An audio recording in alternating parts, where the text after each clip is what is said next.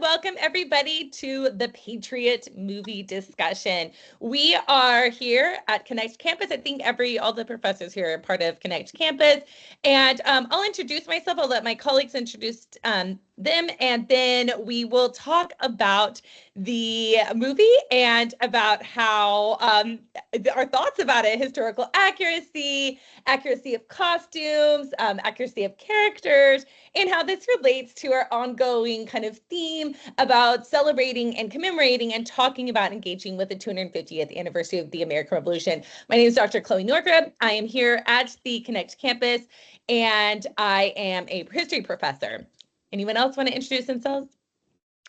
Sure, I'm Dr. Jen Bridges, Connect Campus too, and I do U.S. history and Texas history, women's history. I tend to focus a little bit later than this, but as we know, we all do all of it. So I'm excited to talk about this for sure. Yeah, I'm Dr. John Lundberg, professor at the Connect Campus of History, and my specialty, of course, is the 19th century and slavery, Texas, and all that sort of thing. But at the same time, this is also Southern history because the Patriot is set in the Southern campaign of the American Revolution, right? And so there's quite a bit. I'll never forget taking Norman Brown's class on the Old South at the University of Texas when I was an undergrad, and he did a lot with the Southern campaign, so that was a lot of fun. Yeah, no, it's interesting for sure.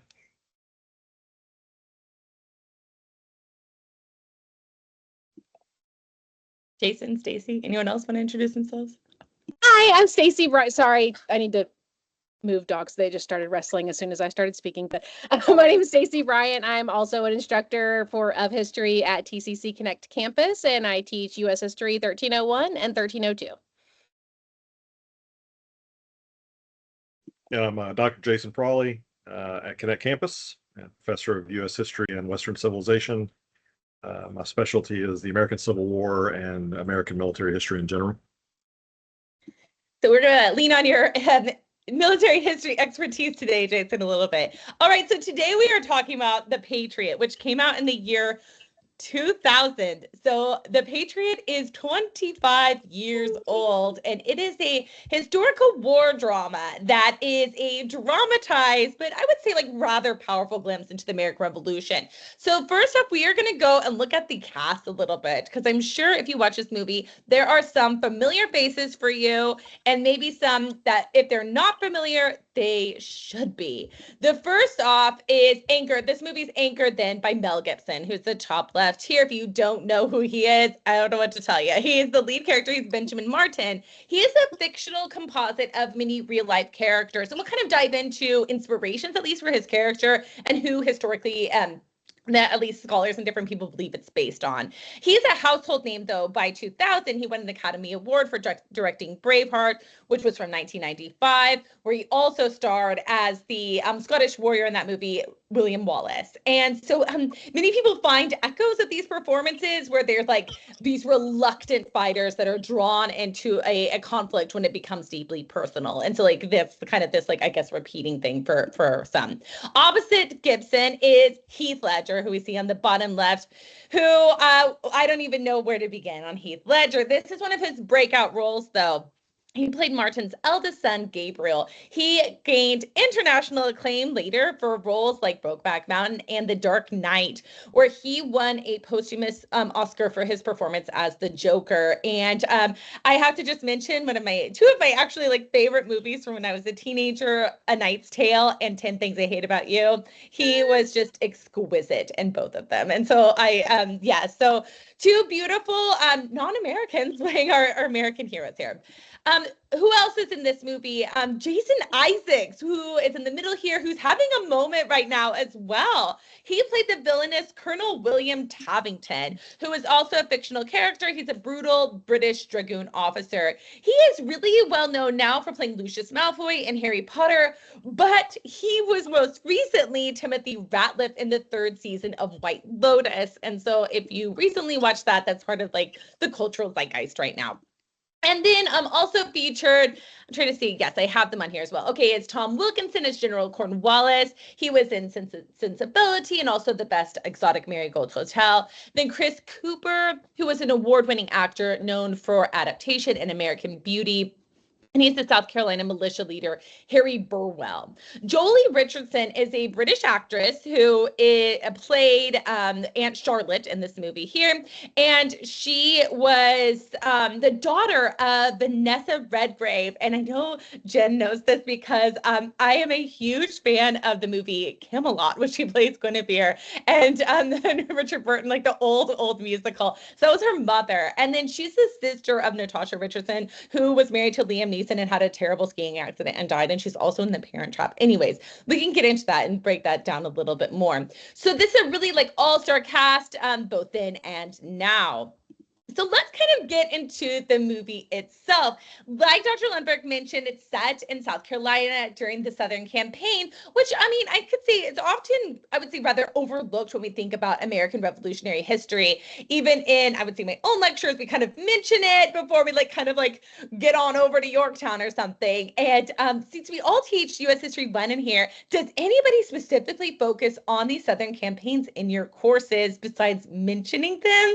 Does anybody get into these details here? I'd love to hear that. I mean, I talk about Southern campaigns a bit. I talk about, for example, featured in this film is the Battle of Camden.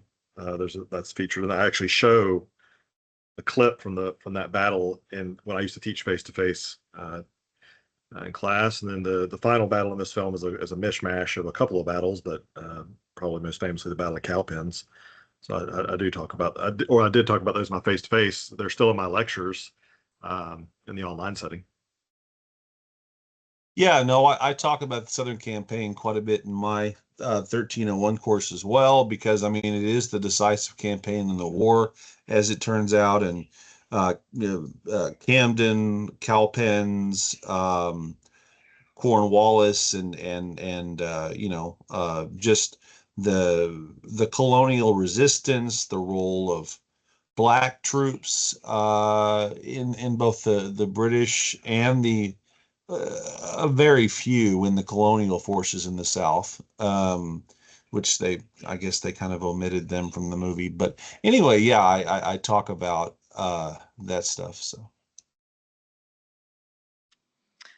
I talk about Cornwallis certainly, and I do kind of an overview, but I don't get into the weeds of the Southern campaign. So I mean, I do have them read some about it. I'll say that though, actually, but I don't lecture it. So right, and I feel like after watching this, like maybe I need to focus more. I've taught a colonial revolutionary class before, an upper division class, and we obviously go way more into detail then. But I'm feeling like maybe 1301 needs a little bit more of this because it is rather fascinating.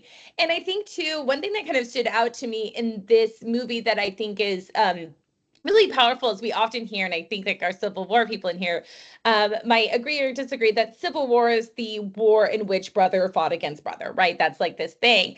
And yet when we see the American Revolution, I feel like it's might be more likely and is very prevalent, and yet we don't talk about it as much, is the likelihood of brothers fighting against brothers in something like the American Revolution. So did anyone think about that, about like how personal this could be in these places where loyalties are divided not based on maybe geography or but based on like sentiments that may differ house to house and street to street? Yes.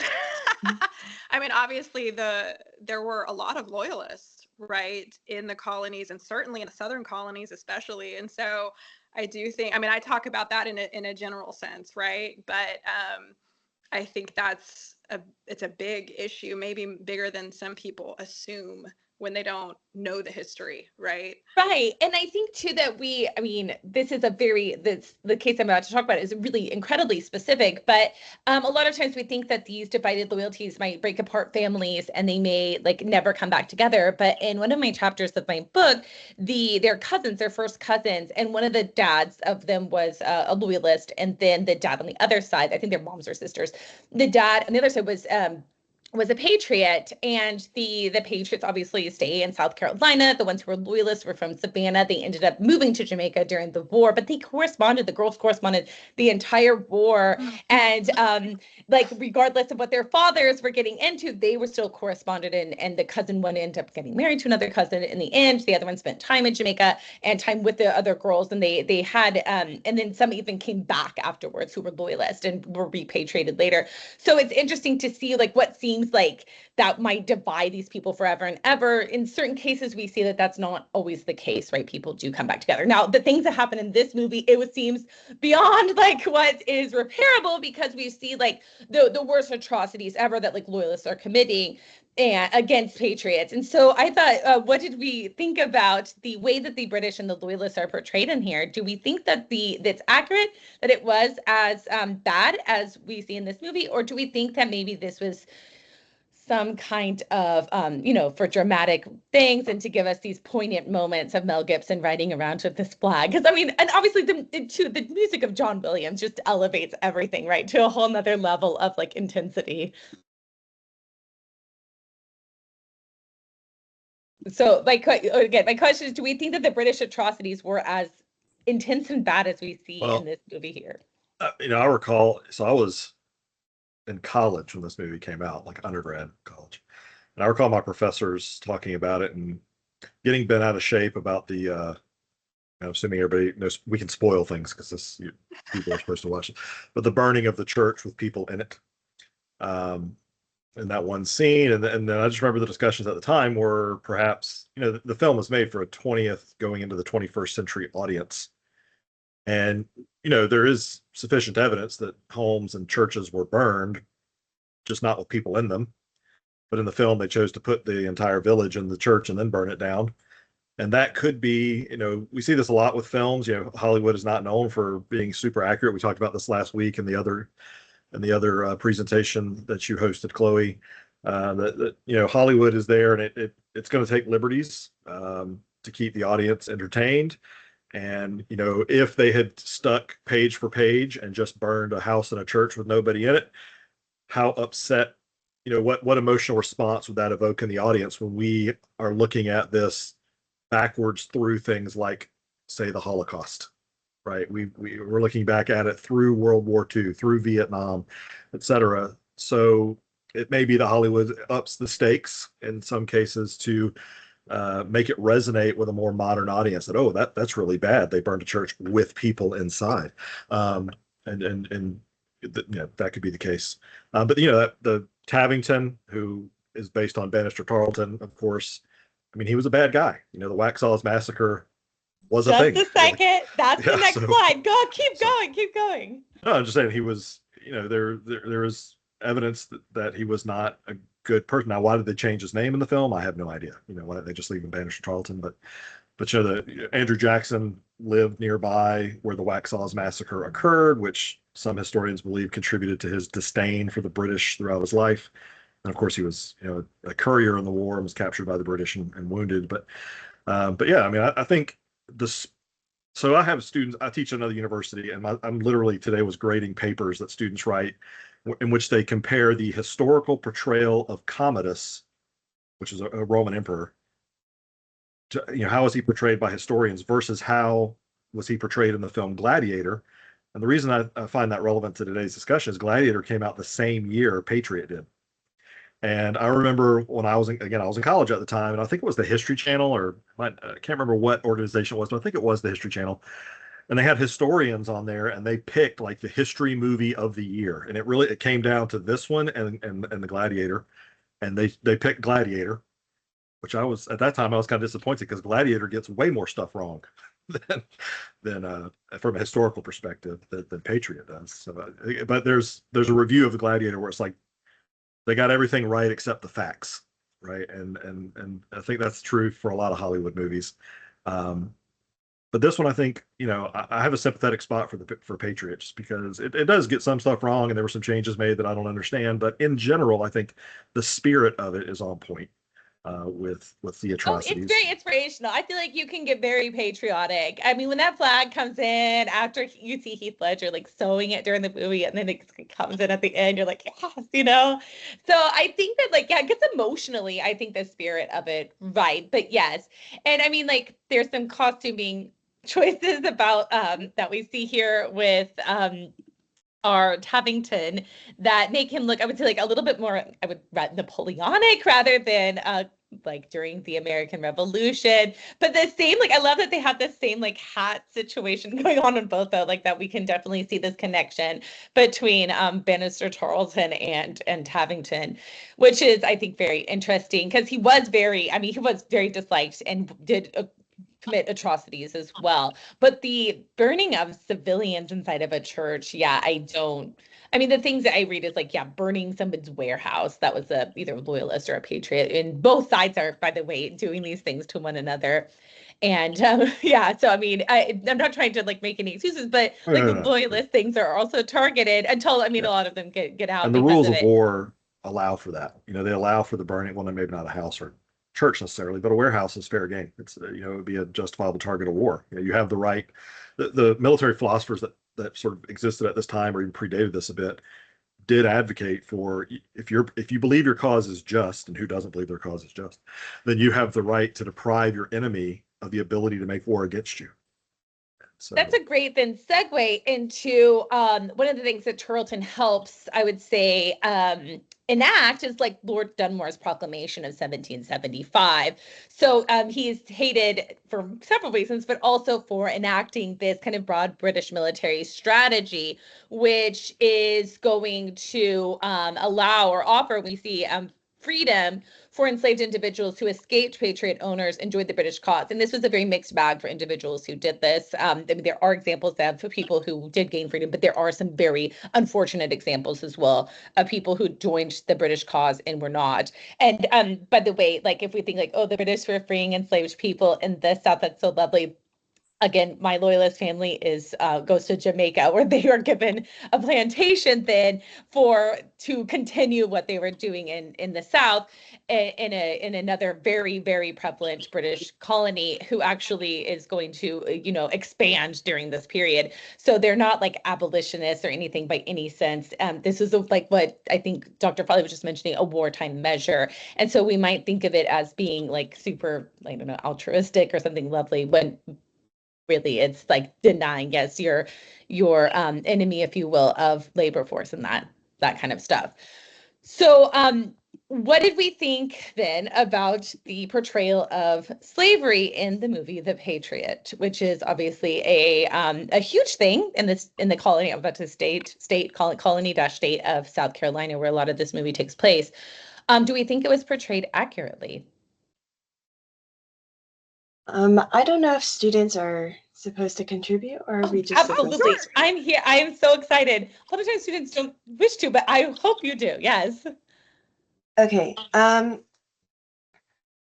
felt that it was actually very largely neglected in this film. So obviously Mel Gibson, I am terrible with the names of the actual characters, did have some slaves at home.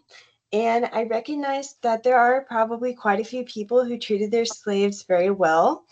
But I feel like every character in this movie who had a slave, they were just pals. Those people just happened to live at their house and loved doing the free labor. I don't think any of the horrors were properly demonstrated. And I thought that the British displayed an unreasonable, for the time, amount of like empathy towards them, if that makes sense. I think that the British people in this film, specifically, oh goodness, I can't remember their names. I'm so sorry.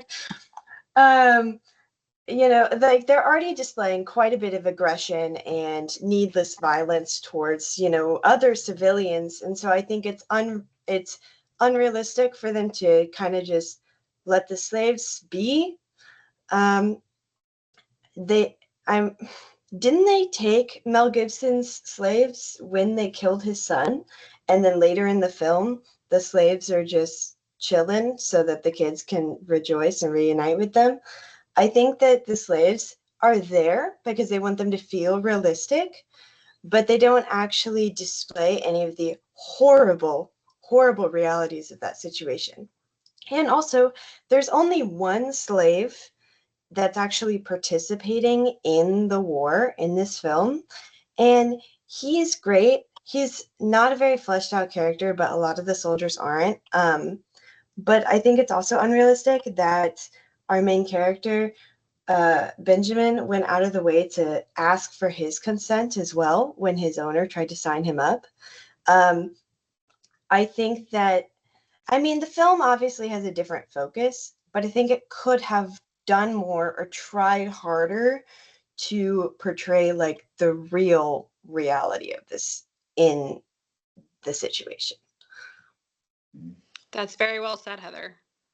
I completely agree. I think most of my historian compatriots here will agree that slavery is it's just barely sort of touched on, and it's very much glossed over, and they just didn't really want to deal with any of the ugly stuff. Really, when it comes to the Patriots at all, they didn't want to deal with too much. It's very much a go America kind of movie. So they didn't want to go down any of our dark rabbit holes. And so yes, I completely agree with you. Everything you said was good. William, you have your hand raised. Hello. Yes, I wanted to chime in and say I completely agree with that. I remember in the movie when I also can't remember names.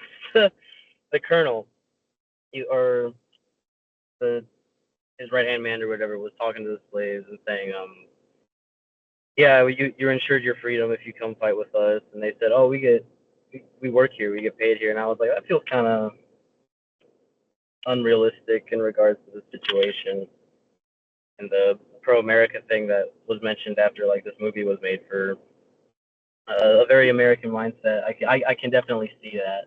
I can definitely see that happening in the movie, and it was a little disappointing, because I do want there to like the horrors of what was going down to be definitely more displayed, kind of raise more awareness for what was actually happening. But I also understand that it was a movie that was made to be marketed, and a lot of people didn't really want to hear about that kind of thing. So I was a little disappointed, but I just thought I'd chime in and say I completely agree. All right. Alyssa, your hand is raised. Yes, can y'all hear me? Okay. So I really do agree with both of them. I mean, looking at it from the standpoint of when this movie was released, it was released in 2000, and so you look back and I feel like a lot of historical pieces, a lot of historical movies prior to 9/11 were definitely a lot more glorified in the patriotism of our U.S. history. And so this is just a really, really good example of that. It feels like it really paints this sunshine onto a lot of what our history portrayed. Because like you look past this, even the following year, 9/11, and then suddenly everything becomes a little bit more bleak. I mean, you look at pieces after that, like an American Slave, like the way they portrayed slavery in this movie. As we don't have final exam. Downplayed. Yes. And it's definitely in line though with the way we gradually became more in tune with the realistic with our realistic history in movie portrayal. Thank you. Yeah. So the character of Benjamin March, by the way, is loosely based on a conglomerate of individuals, just like Dr. Farley pointed out, the last battle is kind of a conglomerate of several as well. And the real life Shakespeare was a slave owner. And I think many of you mentioned that they said, that when they come by and Tappington said, like, you're free, and they said, we are free, we're for laborers. It was technically possible for free Black individuals in places to to work. But it is incredibly rare in South Carolina that would have happened on a plantation. And again, I study in Jamaica, and so you could correct me if there could be instances where this might have happened, but in some places this would not have even been like legally like somebody would have had the ability to do that. Typically, from what I understand, it would be more of an urban situation, and it would have been very restricted in an agricultural situation. But Dr. Lundberg and Dr. Frawley might have some insights on this as well, but it's just very unlikely. And again, maybe one example of one person at one time doing this in this period is probably not representative of the larger experience then, right? And so Benjamin Martin, but I think that many of you are right to make him a more sympathetic character at the time. I think they wanted to kind of sanitize it, right? And I think that it makes it seem, like to make him a more likable character, even though he does some other really unsavory things that at some points, right, that you might, but maybe we're okay with certain kinds of violence. But there's like maybe a line at some point as well. And I think we can discuss that. Like, do we think that he would have been a character that people would have rallied behind and liked had he been a typical, just kind of a run-of-the-mill slave owner in South Carolina when we met him? But Francis Marion here, who was nicknamed the Swamp Fox, which, by the way, has anyone ever seen the Disney Swamp Fox movie series? It came out a long time ago. I have. Okay, so I was wondering about this because I've written about like portrayals of the revolution in like Hollywood portrayals, and so I mentioned that, but I am not sure if I've ever actually seen it. And so it was like a mini series or something. I think it was like one of those Sunday night at the movies or something. John, tell me more. Do you remember anything about it? Pretty sure it was a mini series like the one they did with Crockett, Davy Crockett, and yeah, I'm pretty sure you can find it on the Disney channel app. Maybe certain. I'll like force my family to do the tour 4th of July this year. Watch this. I think the only thing they took off of the Disney was like the old blackface cartoons. Other than that, I think everything else is still there. Well, yeah, and Or was it? I don't know. I've heard that. I don't think Song of the South is on there, no, but you can find copies of it. Right. But like it made me think like this has been made into things, but I don't feel like it was popular enough that people are like well aware of it. You're muted, Chloe. You're muted, Chloe. Thank you. So the similarities between the two individuals. So Francis Marion, like I said, and by the way, I am really excited to get into after this about the costumes because I had a lot of thoughts about that and getting ahead of myself. But I definitely want to talk about because I had a lot of thoughts to the point where my husband had to tell me like, just watch the movie. It's like we don't need to know any more about this. Okay, so who is Francis Marion? And why was he called the Swamp Fox? So does anyone know anything about him? Does anyone talk about that in their classes at all? No. Okay. So yeah, he was real. I'm the lone soul. You do? Okay. So he is a real person. Too. He was born in 1732. He also gained experience in the French and Indian War, just like Benjamin Martin was as well. But whereas Benjamin Martin is like a pacifist haunted by this past, there's no evidence that Francis Marion was as well. Again, Benjamin Martin is portrayed as this benevolent landowner with free Black workers. No enslaved people are on the screen there. And whereas Francis Marion, the real person, was owned enslaved persons and participated in the plantation economy. And he was, they both were known for these kind of like ambushes. So Francis Marion, real life person, led guerrilla partisan campaigns, got the nickname the Swamp Fox, in which we see that kind of in this movie here where they're in the swamp. Small scale raids, ambushes, sabotage against both British and loyalists, and worked in coordination with heroes like General Nathaniel Greene. And also rarely engaged really in large battles, but really more on the mobility and the knowledge of the local terrain, which is really, So he is also going to be known, the real life Francis Marion, for participating in some violent campaigns against Native Americans during the Cherokee War as well. And so some people said, well, he's effective. Others says he's kind of brutal. So there's that's the kind of comparison between the two. So do we think we would have liked the character of Benjamin Martin as much if he was more aligned with the real life character? Do we think he is more like lovable? Well, he did say that he had massacred a large amount of Cherokees and dismembered them. And a lot of people still liked him after that. I had really conflicted feelings, especially seeing that he continued to use the tomahawk to the point that when someone heard there was somebody killing with a tomahawk, he immediately assumed that it had been Benjamin Martin. I think that, I mean, his guilt is definitely portrayed, but I think that that should not overrule the fact that he kept a weapon and continues to use it. I think that that may show that he has a subconscious level of pride for his actions.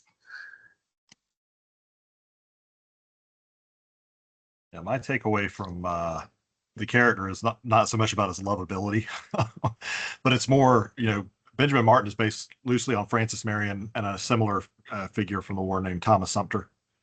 And there's a really good scene in the movie. It's one of the ones I showed in class where Mel Gibson's character and Heath Ledger's character they're in this like home and they're looking out the back window and they're watching the Battle of Camden unfold, where General William Howe, or not Howe, I'm sorry, his name, Gates, sorry, General Horatio Gates, the American general is fighting the British force there, and it's a traditional style battle where they're in linear formation, they're fighting sort of the traditional way, and the American force is routed and forced to retreat, and Martin looks over, or Mel Gibson's character looks over at Heath Ledger's character and says, Gates is a damn fool trying to fight the British on an open field of battle.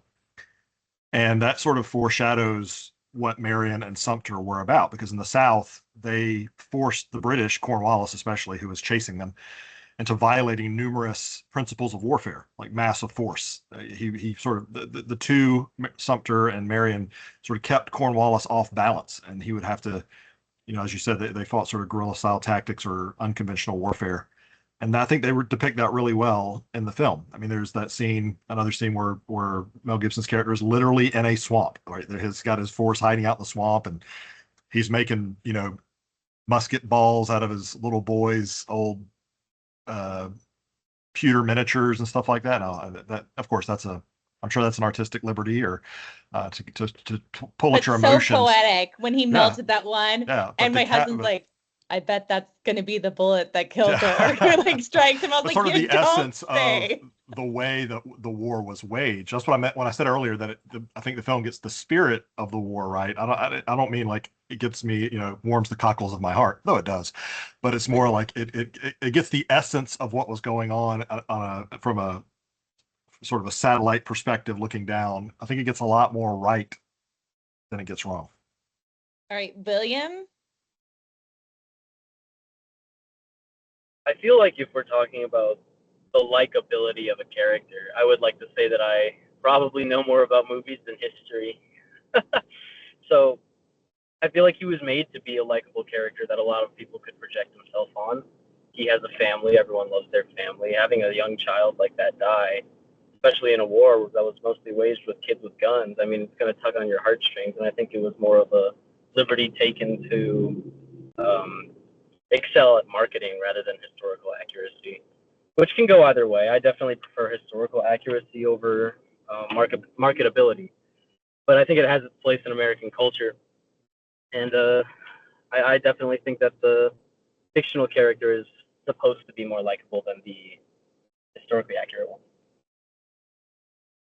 Okay, since we're talking about likability, Mel Gibson has obviously had some troubled times in the press since this movie came out. Did anyone find that, think about that at all when watching this movie, or is it like a relic of the past, or do you even, does that even come to your mind at all? Speaking of just likability in general. I think about it a little bit. I don't know too much about Mel Gibson's press controversies. I do know that Matt and Trey Parker from South Park do not really think he's the best. So I would have to be more educated on the subject. Would you mind telling me a little bit more about it? He got pulled over. I think he was for drunk driving, right? And then he went on this anti-Semitic rant. He's a very devout Catholic, like old school, very traditional Catholic. And but anyway, he went off on this anti-Semitic rant after being pulled over for, I believe, drunk driving. And that he kind of disappeared. He was untouchable for a while. He was a superstar like Braveheart and Patriot, and we go back to his And days as Passion of the Mad Christ Max. came Oh yeah, out Passion in of the Christ. 2004. That was a big. Yeah, but I don't remember when the incident occurred. I don't remember the year. I could Google it real quick, but yeah. Oh, I yeah, just he looked up. was It was 2006. okay. So he was kind of It was persona after non Passion of grata. the Christ. Yeah. His he was not in films for a while. He was just kind But of shut off. But now he's an ambassador to Hollywood, right? Isn't he one of the appointed Right. ambassadors? But then there was like some domestic abuse allegations. I don't know if whatever came out from that, but at least that was in the news for a bit. And so basically, I mean, like you didn't see him at all, but then he directed Hacksaw Ridge, and I don't know about you all. I loved Hacksaw Ridge, but I think because he wasn't in it, that helped maybe the movie to be successful. He wasn't acting in it. These other ones, he's obviously acting and he's involved in a lot of ways, but he just directed Hacksaw Ridge, and I don't know if that kind of helped ease him back in. But there are like these, I mean, Hollywood loves a redemption story too, right? I mean, they really do. A penitent former sinner who like finds their way. I think people, they have soft spots for that. So I'm not saying that he's going to be like a pariah forever, right? Well, if people are looking to Hollywood for their moral cornerstones, they have other issues. I mean, there's separating the art from the artist is a thing. We've, and that's something we talk about a lot in our history of Western art classes that I teach too, about like just art in general, because I mean, some of the most beautiful art ever is created by very problematic people. And so, and I think, yes, it's a really great discussion always. And some of the favorite songs that you might have from your own youth or now, you might feel differently about at some point when you find out some unsavory details when they are blasted. Speaking of unsavory details, for me, it was some of the costuming choices for this movie. I am going to just say something real quick. No well-bred woman is wearing her hair down at this point in public. That would have just not happened. Unless you were maybe a prostitute in a brothel. You are not wearing your hair down like this. And Aunt Charlotte having her hair down everywhere, I was like, no, it just wouldn't happen. I look at us now, these wanted, all the women here, these wanton women with their hair down, but you would have worn your hair up with a cap if you're out. Like, oh, we see Anne, was that her name? Anne is a proper lady. Yes. The hair down at her wedding? No, probably not. We're going to have that up. I mean, if you're a child, sure, you might have your hair down, but you get to a point that hair is going up. You're never going to be, even in your home, if you have guests, you're going to have your hair up. And if you go out, you're going to have a nice cap on.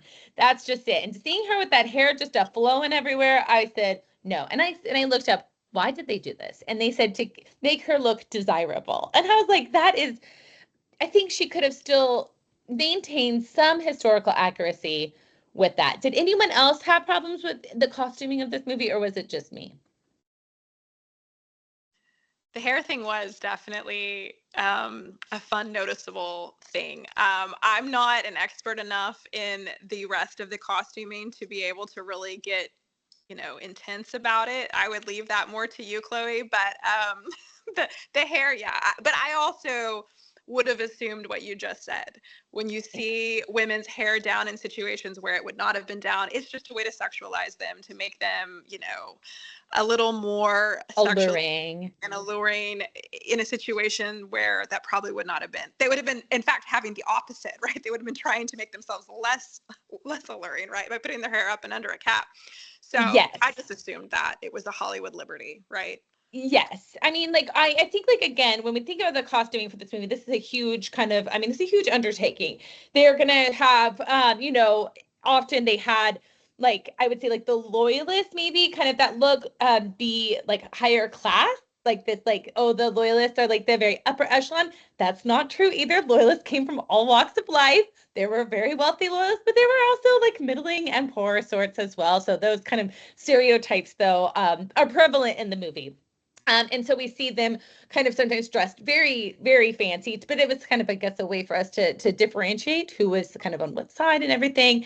I feel like Anne wasn't like, I didn't have a lot of problems with what Anne was wearing herself. By the way, I was a fellow at Colonial Williamsburg where everybody was dressed in costume every day in 18th century garb. And one of the things that we often think about for 18th century women was this idea that they're wearing this corset that is very restrictive. And 18th century, that is not the case at all. They wore stays, and those stays were actually very comfortable, and they were meant to support rather than to restrict. And so when they kind of go away later in the century, women actually miss them and wish they like kind of like mourn for them again when the silhouette kind of changes as we think about like, the Empire style coming later. The interesting thing about the material for me is like the cloth. When the aunt is asleep and then wakes up and she's fully dressed like that too, I was like, okay, like no, like, what in the world is going on with that? I mean, like, was she was just ready to go? I mean, unless, I don't know. I thought that was funny. Women would wear like a shift usually, and then like to bed and things.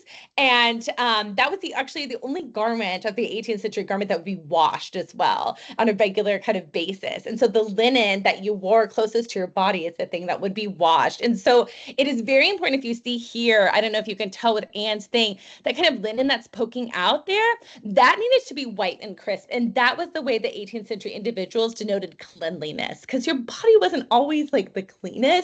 And your other garments might be dusty, but if that was clean, it showed that you were clean. And so you needed to have crisp, white, clean linen that was touching you. And that was the thing that would get laundered. So if you think about this, like heavy brocades and other fabric that's on the outside would have been very difficult to wash. And even if you look, I can share Eliza Lucas Pinckney, who was from South Carolina, and she was a let me see, Eliza Lucas Pinckney. I'm going to look this up real quick. She was from a very prominent family in South Carolina. She actually has a dress on display in the Charleston Museum, and you can see like kind of pit stains there. So I'll post a link here if anybody wants to look at this, but they have been conserving this gown for several years. And it's really fascinating because then you can see then an actual contemporary gown that what someone would have worn during this period and the different pieces that it would take to get on each day. It's rather cumbersome for women. Yeah, I think and one thing too that I thought was funny is every battle scene that they showed, all the military tents were clean white tents all there. I was like, what, like not a speck of mud on them, not rain, not anything. And I was like, I don't know. I feel like that might have been like the very first day of that, but like after that, no. And a lot of those have probably been reused for so many different things.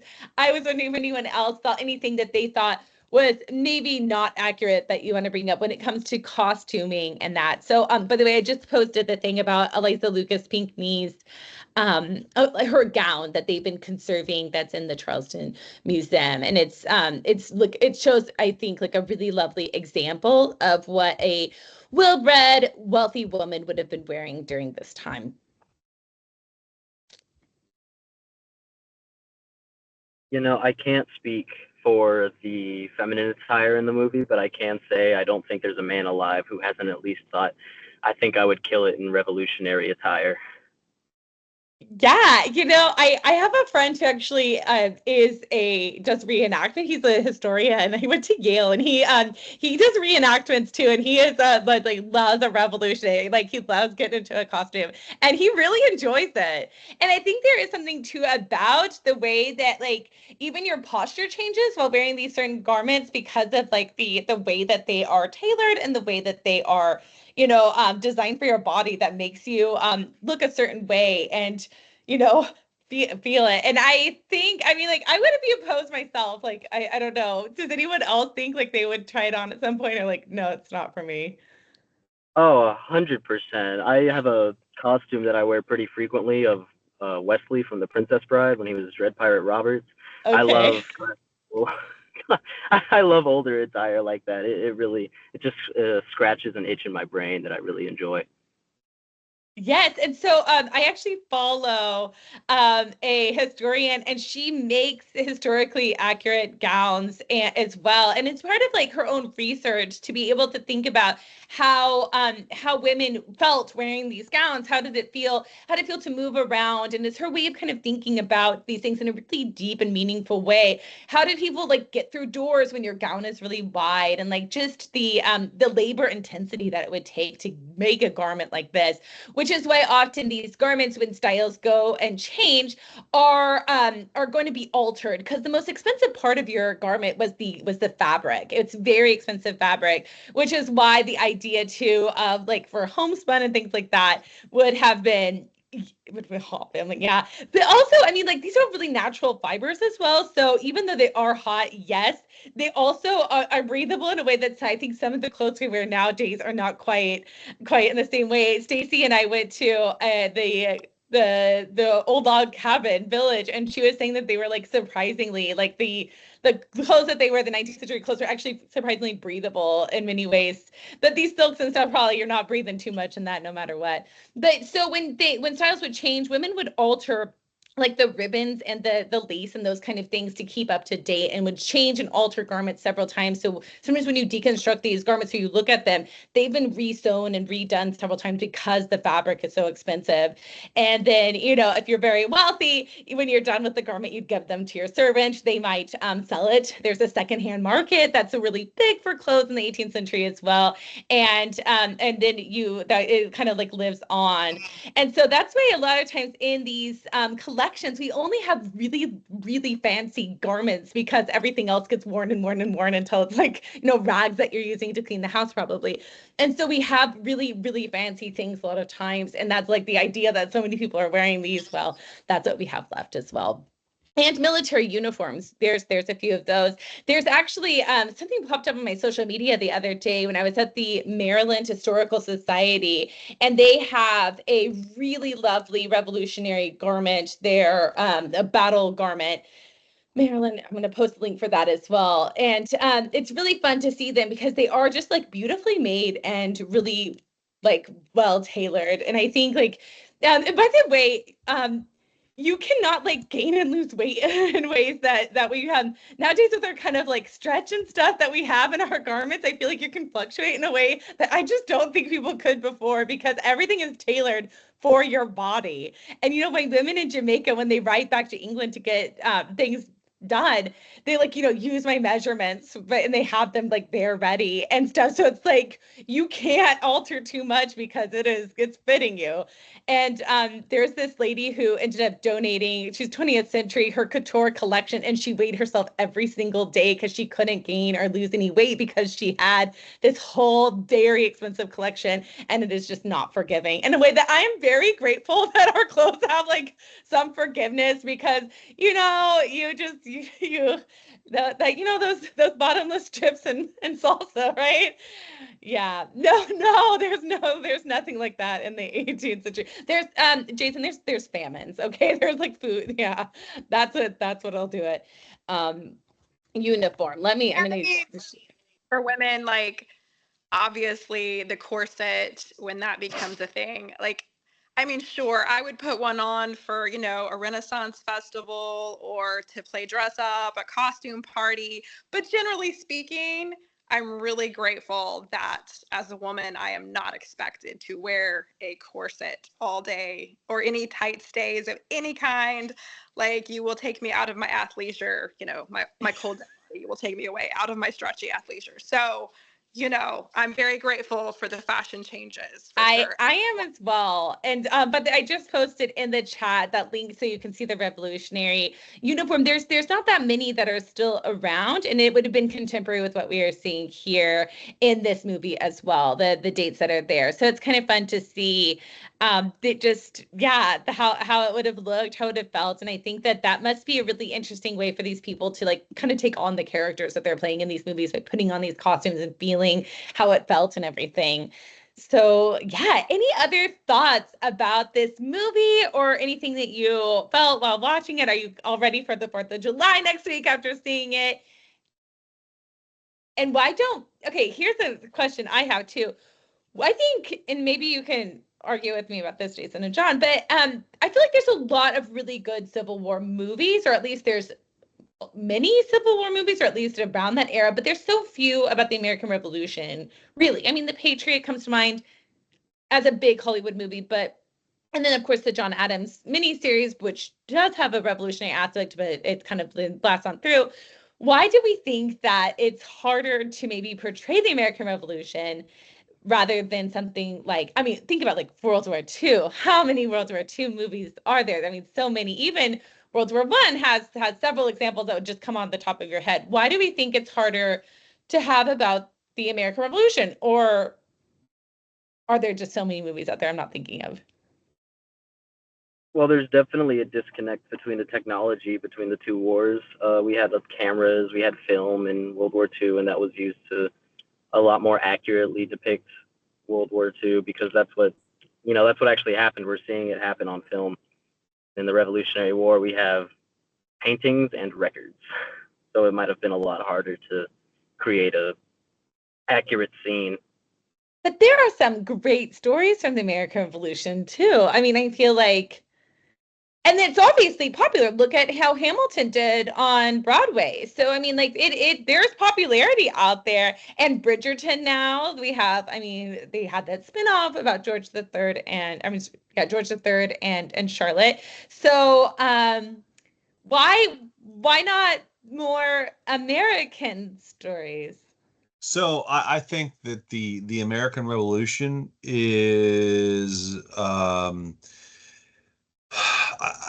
Hollywood likes simple plot lines, right? Heroes, villains, that sort of thing.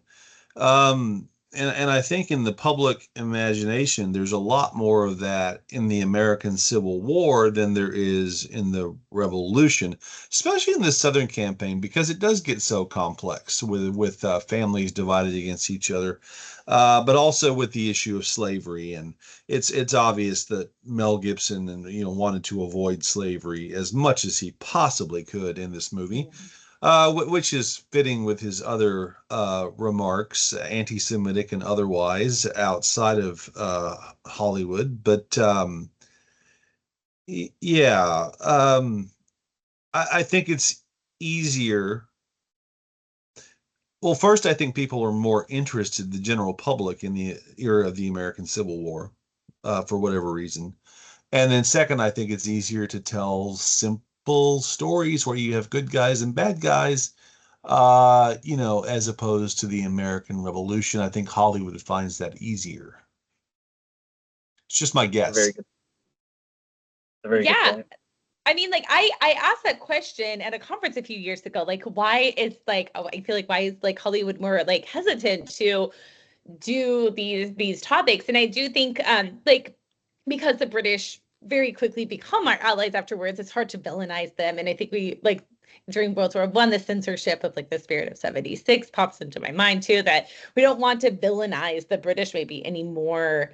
And like, and we know the British aren't going to be making any movies about the revolution at all. That's never going to happen. So they like to just like pretend that didn't happen at all. So I don't think they are going. And then again, when the British do make any movies about the 18th and 19th century, they're American subjects. If they're going to be talking about slavery, it's typically American slavery. They're going to talk about. They're not making movies about Jamaica. They're not making movies about Antigua or Barbados or anywhere else.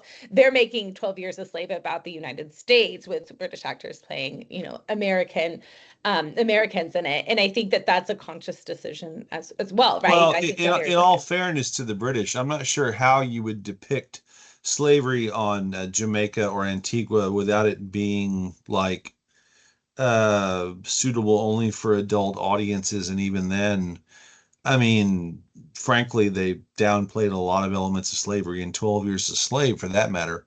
But I think a lot of British Caribbean, historians think well, like that they should have been tackling a lot of issues as well, and that they chose American issues because it was more palatable. Oh, absolutely, absolutely. But on the other hand, um,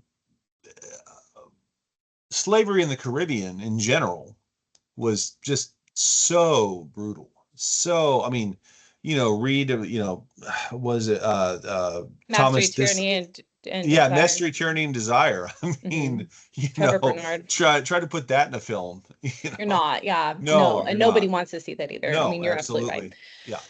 But yes, these are all just interesting questions going forward as well about why don't we see more about this? And like I said, the British they're not doing anything about that at all. So I think more complex. Oh, Leslie, this is a complex war as well. At the end of the movie, they, they're like, we're at Yorktown and the French do show up. And then I turned to my husband and I was like, and where did that French admiral go right after Yorktown? He headed to get defeated by my man, Admiral Rodney, down in the Battle of the Saints. And I was like, oh, okay. And so, anyways, I'm very obsessed with it. It's very complex as well. And maybe that's it. I mean, that's another one of these reasons. There's a lot of countries involved in this when it gets into a larger conflict, which I'm happy to chat about more as well. Yeah, so I'm interested. I hope that maybe we do, especially with the 250th anniversary, maybe we will be getting some more interesting movies with subjects about this, about naval warfare in the 18th century. There's not a lot of good Navy movies either. So who knows? What would you all like to see? If you could pick we have 5 minutes left. So if you could think of something, what would you like to see from this era? Is there a battle? Is there something that you would like put on film?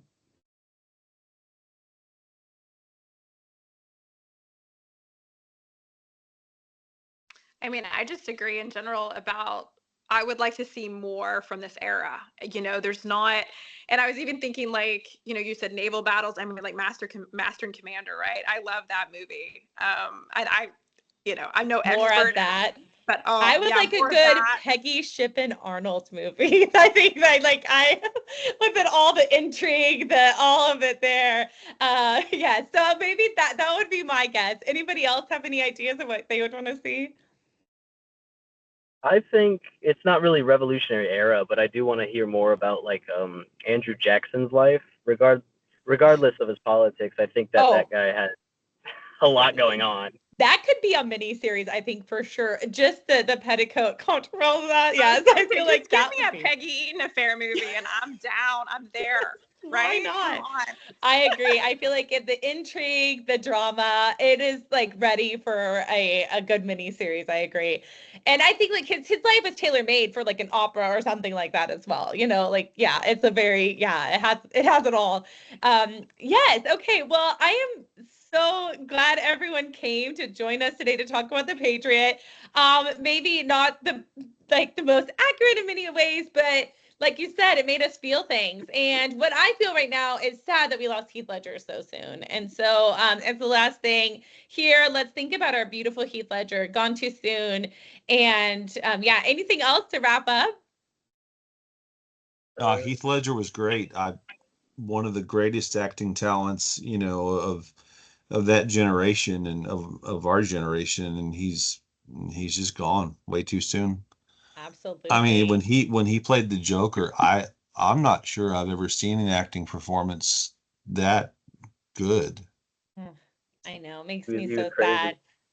I wish he could have stayed longer with us all. So on that sober note, let's put in the attendance form in here so that everyone can remember to sign in and let us know that you were here today. And then attendance form for the Patriot, and let us know too if there's anything else you would like to see. Maybe there's a movie you want to watch. Maybe you're desiring to watch the Swamp Fox from the Disney Channel at some point. Maybe that'll be something we discuss. And I would love to find more Revolutionary era movies that we could talk about that our library might have, and if not, our library could purchase for us to discuss, because I really do enjoy it when students come in and chat and give us their feedback and also tell us what they enjoyed and what they didn't enjoy about movies. And everyone's perspective has been really awesome today. Thank you so much. I hope you enjoyed it as much as we did, and we look forward to seeing you again at one of these kind of discussions. So hopefully you all have a great day, a wonderful end of summer 1, and a start then for a little break before maybe you go on to summer 2 or whatever else you'll do for the rest of the summer. Anyone else want to say anything? Yeah, so that Disney series, The Swamp Fox, is pretty corny, but I mean, you look at their series on Davy Crockett, from the 50s with Fess Parker, And I mean, it doesn't get much better than Fess Parker trying to grin down put a grin on his face to kill a bear. Yeah, it's interesting. I'm here for it all. Yes, I think a corny movie is a great one to talk about. It gives us a lot to Sure. discuss. So yes, Well, once again, thank you all for being here. Thank you for your wonderful discussion today, for everyone's perspective about the movie. Fill out that attendance form, and we'll see you all again soon. Good luck, everyone. Bye for now.